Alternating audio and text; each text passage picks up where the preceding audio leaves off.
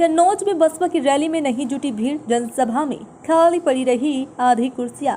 3 लोकसभा की चुनावी जनसभा में प्रत्याशी नहीं जुटा सके भीड़। जनसभा में पहुंची मायावती ने साधा विपक्षियों पर निशाना, कहा विपक्षियों की हवाई प्रलोभन भरे घोषणा पत्र के बहकावों में न आए। सर्व समाज जिनकी कथनी करनी में अंतर, उन्हें केंद्र में आने से हर हाल में रोकना है। मायावती, केंद्र में हमारी सरकार बनी तो प्राथमिकता पर देंगे रोजी रोटी के साधन, बेरोजगारी भत्ता आदि न देने की मायावती ने कही बात। बसपा प्रमुख ने भाजपा पर जमकर साधा निशाना, कहा इस बार नहीं काम आ रही इनकी नाटकबाजी, जुमलेबाजी व गारंटी आदि। ईवीएम को भी मायावती ने कटघरे में खड़ा किया, कहा कि इस बार ईवीएम में न की गई गड़बड़ी तो नतीजे होंगे अलग। टिकट बंटवारे पर भी सर्व समाज की भागीदारी की कही बात, कहा जिन कारणों से कांग्रेस देश से गई और भाजपा काबिज हुई, वही काम अब भाजपा की सरकारों में हो रहा है। इलेक्टोरल बॉन्ड घोटाले में सब पार्टियों के नाम, लेकिन बीएसपी पूरी तरह बेदाग। मायावती ने की फर्रुखाबाद, इटावा और कन्नौज लोकसभा के प्रत्याशियों के लिए वोट की अपील। तीनों प्रत्याशी मंच पर पार्टी सुप्रीमो के साथ रही मौजूद। भीड़ कम देख 20 मिनट में ही जनसभा खत्म कर मायावती हुई लखनऊ रवाना।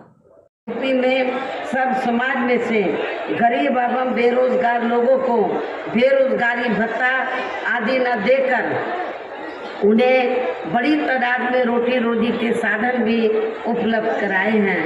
जो अब ये कार्य भी अधिकांश ठंडे ही पड़े हैं, जिनको फिर केंद्र में सरकार बनने पर प्राथमिकता दी जाएगी।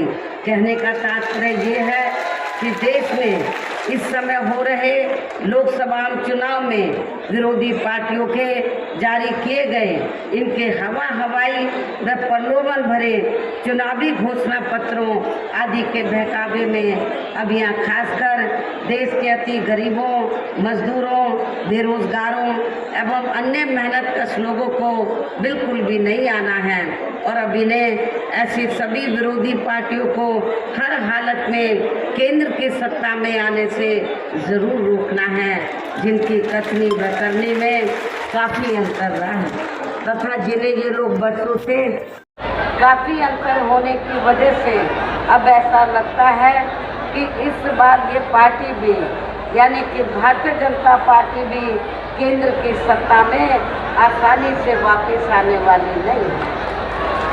बशर्ते यदि ये चुनाव इस बार फ्री एंड फेयर होता है तथा आम चर्चा के मुताबिक वोटिंग मशीनों में भी कोई गड़बड़ी आदि नहीं की जाती है। और वैसे भी इस बार चुनाव में इनकी कोई भी पुरानी व नई चल रही नाटकबाजी, जुमलेबाजी व गारंटी आदि काम में आने वाली नहीं है, क्योंकि अब देश की जनता काफ़ी हद तक इस बात को समझ चुकी है।